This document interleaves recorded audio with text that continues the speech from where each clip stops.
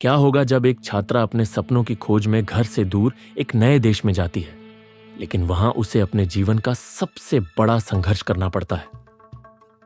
यह कहानी है प्राकृति लम्स की, एक नेपाल ईएससी छात्रा की जो केआईआईटी विश्वविद्यालय में पढ़ाई के दौरान एक खतरनाक रिश्ते और संस्थागत दबावों का सामना करती है। आज हम जानेंगे उसके साहस की कहानी, जिसने न केवल अपनी पहचान के लिए बल्कि अपने साथी छात्राओं के हक के लिए भी लड़ाई लड़ी।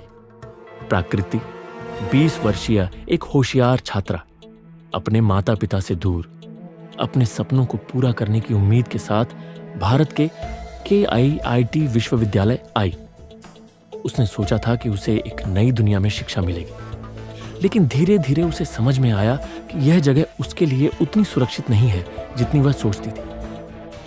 अधिकांश छात्र नेपाल से आए थे और सभी अपने करियर के सपनों को साकार करने के लिए संघर्ष कर रहे थे। प्राकृति का एक सहपाठी से रिलेशनशिप शुरू होता है।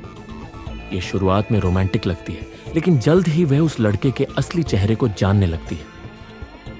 वह लड़का एक अमीर परिवार से था और उसकी बुरी आदतें ने मानव प्राकृति के जीवन को कठिन बना दिया। गालियां और मानसिक उत्पीड़न उसका दैनिक सामना बन गए। जीवन में चल रही मानसिकता की समस्याओं ने प्रकृति को मजबूर कर दिया कि वह उस लड़के से खुद को दूर कर ले। उसने ब्रेकअप करने का फैसला किया, लेकिन उसके बाद उसकी परेशानियां और बढ़ गईं। उस लड़के ने उसके साथ पहले से लिए गए वीडियो और व्यक्तिगत तस्वीरों का इस्तेमाल करते हुए उसे फिर से ब्लैकमेल करने लगा।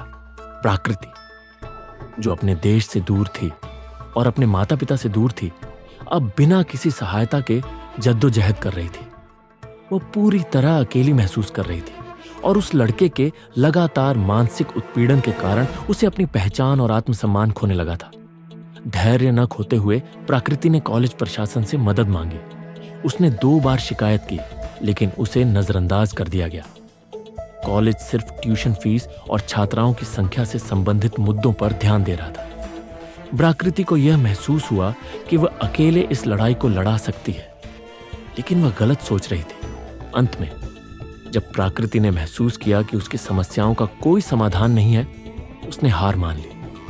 एक दर्दनाक घटना में उसकी जान चली गई। यह घटना केवल प्राकृति के परिवार के लिए नहीं, बल्कि संपूर्ण छात्र समुदाय के लिए एक बड़ी अफसोस बन गई। प्राकृति की मौत ने उसके सहपाठियों को एकजुट कर दिया। कई छात्र और छात्राएं कॉलेज के बाहर न्याय की मांग करने के लिए एकत्र हुए। एक बड़ा विरोध बन गया, लेकिन प्रशासन ने विरोधियों पर दमनात्मक कार्रवाई की। यह छात्रों की आवाज को दबाने की कोशिश थी, जिससे यह साबित हुआ कि कॉलेज प्रशासन सही नहीं था। इस मुद्दे ने नेपाल में राजनीतिक ध्यान आकर्षित किया। नेपाल के प्रधानमंत्री केपी शर्मा ओली ने इस मामले को उठाया, जिसके बाद पूरी दुनिया ने इस मामले के बारे में कहा। छात्रों की आवाज अब सुनाई दी। नेपाल और भारत के बीच संबंध भी इस मुद्दे पर प्रभावित हुए, जिससे कॉलेज प्रशासन को अपनी गलतियों के लिए जवाब देना पड़ा। प्रशासन ने छात्रों से माफी मांगी और यह आश्वासन दिया कि ऐसी घटनाएं फिर से नहीं होंगी। लेकिन क्या यह असली बदलाव था, या फिर समस्या के प्रति सिर्फ एक अस्थायी समाधान? छात्रों का मानना था कि वास्तविक बदलाव तभी आएगा जब प्रशासन अपनी नीतियों में ठोस बदलाव करेगा। इस कहानी से हमें यह सीखने को मिलता है कि साहस और एकता के साथ हम अपने हक और सुरक्षित भविष्य की रक्षा कर सकते हैं। प्राकृति की आत्मा को न्याय मिलना चाहिए और यह एक स्मारक बन जाना चाहिए, ताकि कोई और छात्र अपने सपनों के पीछे भटक न जाए। अब सवाल यह है, क्या हम इस बदलाव के लिए तैयार हैं? क्या हम भविष्य में ऐसी घटनाओं से बचने के लिए साथ खड़े हो सकते हैं? यह न केवल प्राकृति के लिए, बल्कि सभी छात्रों के लिए एक महत्वपूर्ण सवाल है।